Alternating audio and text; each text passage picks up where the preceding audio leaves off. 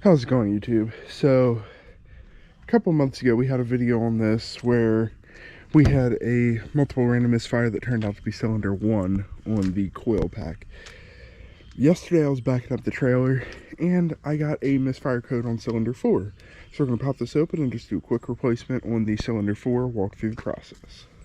So getting in here, there's a 10mm bolt here, 10mm bolt there, and then a flathead to undo that. Once you have those off, you can pull this off to the side and it should pick right up. Oh, and unplug this little connector there. And then you can just work this up and out and off to the side. And the cylinder number is 1 here in the front, 2, which we dealt with 1 before, but we ended up swapping them to make sure that the issue followed the coil pack. 3, 4, 5, and 6. So 4 is our problem. Anyways, number 4 there, we're going to go ahead and just pull the coil pack, pull the spark plug, and replace both of them, and we should be good to go.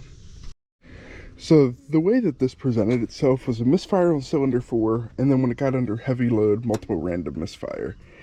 Now, it's most likely this coil pack. However, these coil packs are about 70 bucks a piece from AutoZone. So what I am going to do is replace the spark plug in cylinder 4, and then swap the coil packs from cylinder 3 to cylinder 4, and see if the issue moves to cylinder 3.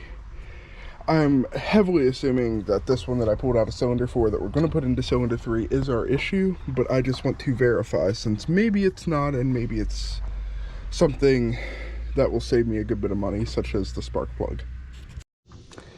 Pulled out my old spark plug and I had to break out a cheater bar to get it out of there because that was not working.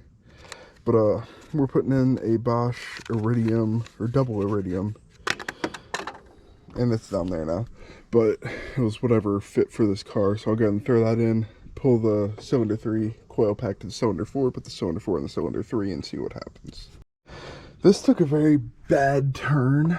I open up this next one and it is full of oil, so I guess that means my valve cover gasket's bad. Let me do some research. Okay, so I did some research online, and it seems like it's fairly common for them to have a slow leak through the valve cover gasket, which they're calling, like when I was looking it up, this, but I was thinking it'd be down on this. I went ahead and looked this up online. What I see is that a lot of these have slow leaks into the valve cover gasket. I also saw online a couple places that said the seal right here on the edge goes bad, and it's actually water mixed with a lot of oil, or a little bit of oil mixed with a lot of water. Mine appears to be straight oil, so I'm not in that boat. But what I will do is get all the oil that I can out of here, clean up the coil pack, and go ahead and run it like this. I am going to move the coil pack to the back one, put that old coil pack in the front one, and I'll see if it's still got issues. And what I'm going to do is monitor this. If it's a real slow leak and this was built up over the past 100,000 miles, it's not really a problem to me. But if I come back in a month or 2 and see that it's filled back up, or I'll check it before that, but I'll say a month or 2, then yeah, I'll go ahead and tear all this out and put a new valve cover gasket in there. So for now, I'm going to be sticking paper towels down in there, sucking the oil out, putting them in this little bag, and just going through this process until I'm pretty confident that I have everything cleaned up. Went ahead and got what was 4 moved to 3, what was 3 moved to 4. Got these plugged back in, got all the oil sucked up out of there. It took 15 minutes or so to work through all that. I'm now going to put back my airbox, reconnect this piece, reconnect the sensor. Don't forget that on the bottom of this, there's a little hose that connects down to here. Put my couple bolts in, and then start it up and see what she sounds like. And I still have a misfire after a test drive. I didn't give it long enough to tell me what cylinder. It just came back with that multiple random under load. So I am going to go ahead and swap out the cylinder 3, which was the cylinder 4, which was what was reporting bad yesterday.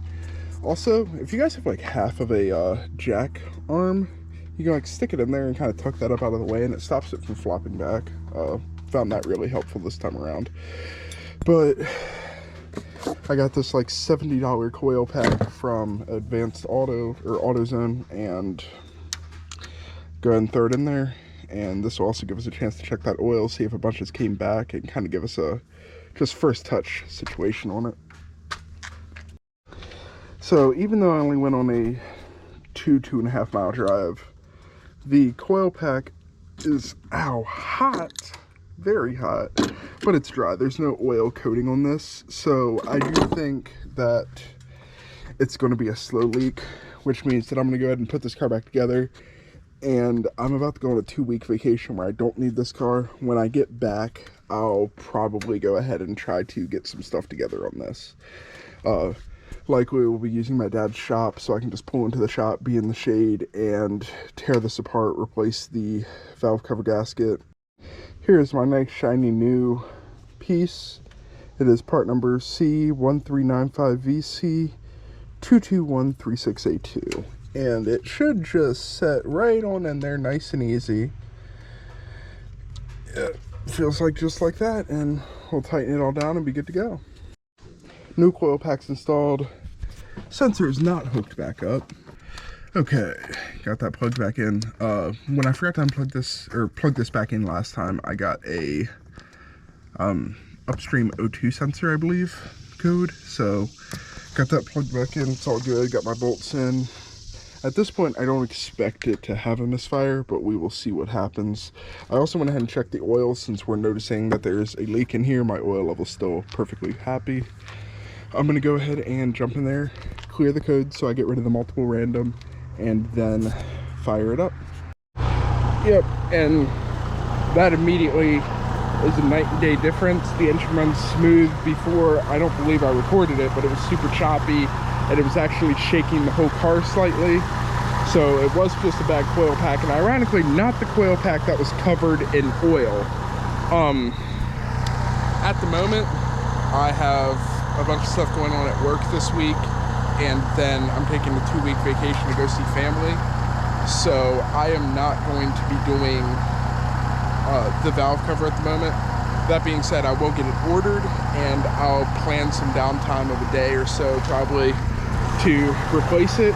I don't think when I looked online I saw any for the 4.2 liter, so I'll have to look around. A lot of them were showing stuff on the side with like the V engines. I guess it'd be the V8. That's not what we have. We have the straight 6 here, so I'll have to see. Or worst case, we'll go through it together and try to work everything out. But thanks for joining me. Thanks for getting this hunk of junk fixed again with me, and I'll catch you next time.